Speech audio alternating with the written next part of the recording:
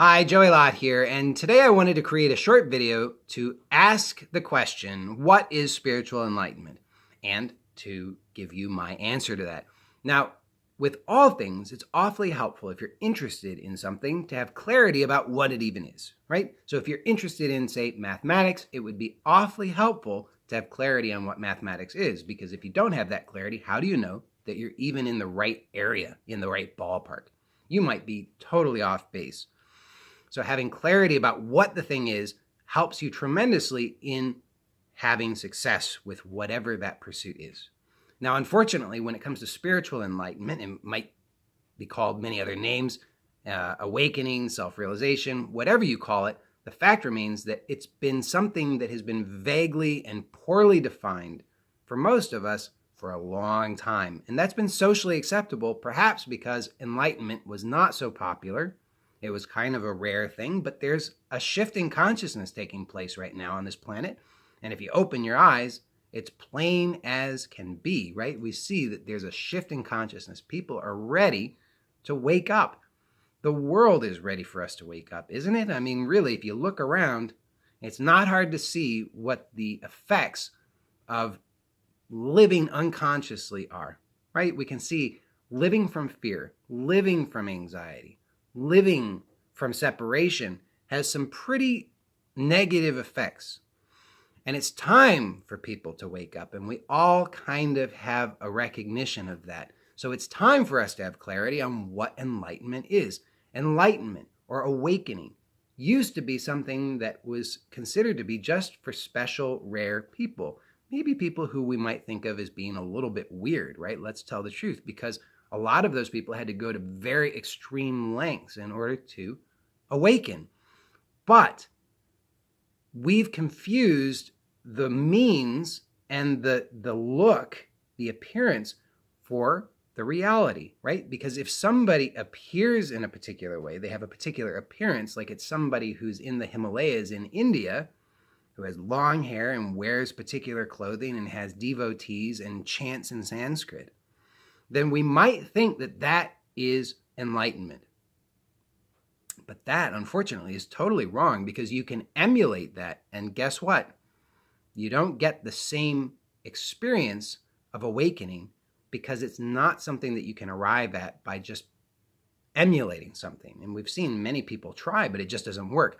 So then the question is, what really is enlightenment? So I'll tell you what enlightenment is not first, and then we'll get clarity on what it is. So it's not the appearance. It's not the thought. It's not a state. It's not a feeling. It's not a sensation. And how can we know for sure that it's not those things? Well, because those things come and go. Anything that comes and goes could not possibly be it, because everybody who has told us from the authority of their own direct experience of what enlightenment is has told us very clearly that enlightenment is that which does not come and go. It is not a state. So if you are pursuing a state of bliss, a state of feeling, that is not it. And if you continue to pursue that, guess what? You'll get more of the same. And after a while, the pursuit of enlightenment becomes a new form of suffering. Now, at first, perhaps we have some blissful, open experience, some realization, and we think, wow, this is amazing, and we seek after that, and we try to repeat that experience over and over and over, and maybe we even successfully do. But the problem is that underlying that, there's always an anxiety, because we know fundamentally that those experiences that we're chasing after come and go. The truth of spiritual enlightenment, the truth of awakening, is that which does not come and go. So then the question is, how can you discover this directly for yourself? And the good news is that this is absolutely possible for you, and it does not require anything that you thought it required. It doesn't require the mantras or the meditations or the travel to exotic places or the yoga or the affirmations or any of the rest of it. Absolutely doesn't require it, because what we're actually talking about, as people have said, sages have said for all of time, since people have been discussing this, is that enlightenment is simply awakening to your own true nature, as you always have been. So good news is that you, as you are, as you always have been, is always intimately accessible and available to you. Why? Because it's who you are. So then, how can you get clarity on this for yourself? And the good news is that now it's possible because we have gained greater clarity on what enlightenment is. It's actually possible for you to discover this in your own direct experience in your life. And this is an amazing thing because this is actually for the first time that I'm aware of in the history of humanity that we have collectively a clarity. And not everybody's tapped into this, but I sure am, and I'm inviting you to discover it for yourself, that we all have access to this clarity that allows us in our own lives, just as they look, whether we're busy parents or we have businesses or whatever is going on in our lives. We might have illness, we might have difficulties, we might have challenges, we might have conflicts, we might have bliss, whatever is happening. No matter what is happening, no matter where you are, no matter who you are with, it's possible for you to inquire directly, instantly, effortlessly, and discover right now your true nature. And then to inquire over and over and over. And each time you inquire in this way directly in your direct experience, you gain greater clarity, greater discernment. You start to recognize what comes and goes and what's always here. And you can notice right now that what is always here is you. It's the you that recognizes who you are. Now that's prior to thought, because if I say simply you know who I'm talking to. But that self-recognition of who you is, that's before a thought. It's instant. It's before there's even any time for the whole story to arise.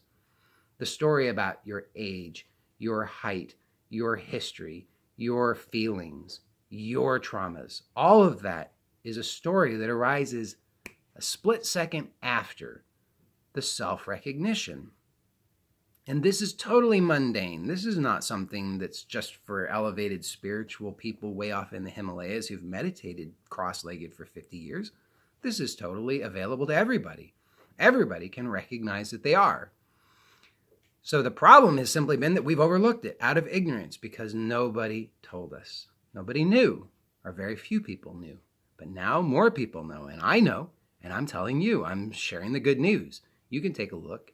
Just right now, simply notice that you are. And then you can start to notice that the mind wants to dismiss that and say, that's not enough. I have bigger problems. And anyway, spiritual enlightenment couldn't possibly be that simple. And plus, it's supposed to feel really blissful, and I'm not feeling particularly blissful, so this must not be it. Well, unfortunately, that's the only reason that you could possibly ever suffer is because you would believe that sort of nonsense. And so the real invitation now is that what's possible is that you can simply shift out of your mind. You just don't have to believe it whatsoever any longer. And most of us have unconsciously, habitually been believing our minds, no matter what they say. If they say, you're an awesome person, congratulations, you say, yeah, I feel great. And then if it turns around and it says, you are a piece of shit, you say, oh, no, I am. It's so true. And so, or you say, no, I'm not, and you fight with it. But you see, no matter what, if you're engaged with the mind, you're engaged with delusion. Now, the old way was that we had to silence the mind, still the mind, harmonize the mind, right? This was the old way. We're supposed to sit and recite mantras and do affirmations and whatever. We're supposed to do all these things to still the mind, to silence the mind, to create particular states. And that was the old way, and we have to tell the truth, it didn't work very well. How many of us meditated for many, many hours every day for many years, and guess what? Didn't get the results of spiritual enlightenment because it didn't give us the clarity, and it didn't provide a framework and guidance that allowed us to recognize the simplicity of who we are. We were still mistaking the practice and the states that come and go for the truth. And now it's possible for us to just drop all of that and recognize the truth directly. That is self-inquiry. Self-inquiry is fundamentally taking a look directly in your actual experience, not to the mind, but to look directly for who you are and to remain there. Now, this is a process that's been available for many years. There's a lineage that I'm connected to, which is the lineage of Ramana Maharshi. And Ramana asked the question, who am I? Now, this question is an excellent question, but unfortunately, what we see is that that's been twisted over the years, and it's been used by the mind in ways that actually distort and distract from the reality, which is ever-present consciousness, which is who you are in your direct experience. So then, what do we do about that? Well, fortunately, there's a new, simpler way, which we call access points, and this is something you can do anywhere, anytime in your life, and it's actually impossible for your mind to co-opt this and do anything with it for long. It will try, but it will not succeed. Now, I want to be clear, the mind is not the enemy. The mind is absolutely fine. It's doing its job. The only problem is that we have identified as the content of the mind. And when we do that, we feel as though we're cut off from the source.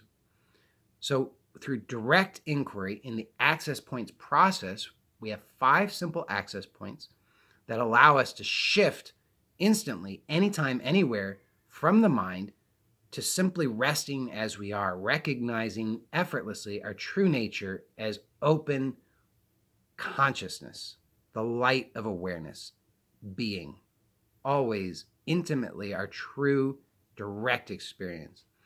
And through these 5 simple access points that can be done anytime, anywhere in your life, don't require any extra time, and are truly effortless, you begin to have growing discernment about what comes and goes and what's always here. And as you have that discernment, then you start to naturally rest as the awareness that you are, because you're no longer being taken for a ride by the thoughts and feelings and sensations that come and go. Instead, you are recognizing the truth of who you are, which is this stillness, this space, this harmony, boundlessness that's always here, closer than your next breath, totally intimate, that supports you every step, always. Now, there's nothing greater than that. The mind will overlook it because it's not an object, but it is your true nature, and it is the greatest thing, if we could call it a thing, that exists. And I challenge you to look for yourself and to discover this. And if you would like to have guidance and coaching in this process so that you can discover this for yourself more rapidly and more assuredly, then I would invite you to explore the Access Points process with me or my friend Hanan, who is the co-facilitator and creator of Access Points. And you can do that by going to joeylott.com/now, N-O-W. So that's joeylott.com/now.